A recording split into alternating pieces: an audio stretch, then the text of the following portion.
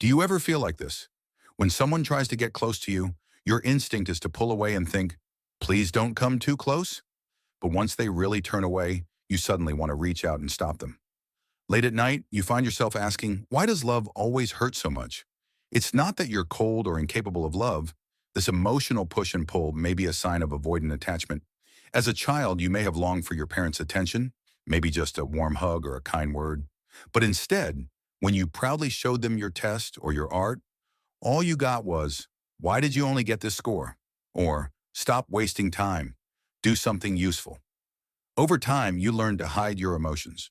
You told yourself not to expect too much from others because expectations only lead to disappointment. As an adult, you find yourself wanting to be close to someone in a relationship, but when they show they care, you instinctively pull back. When they ask, is something bothering you? You say, no. Just leave it alone. You don't actually want to be alone. You're just afraid that if you let someone in, they'll see the vulnerable parts of you. And worse, you fear they might walk away once they see who you really are. So you convince yourself that you're better off alone. You act emotionally distant.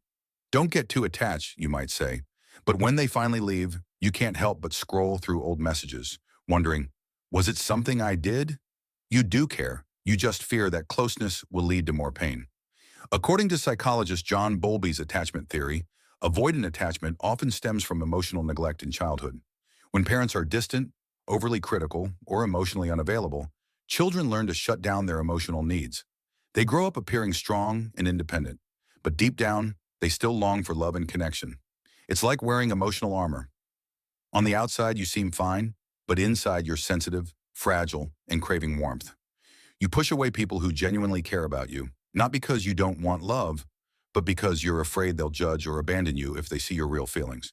So you step back and tell yourself, no one is truly essential. You seem self-reliant, even powerful, but when you're alone in an empty room, that loneliness crashes over you like a wave.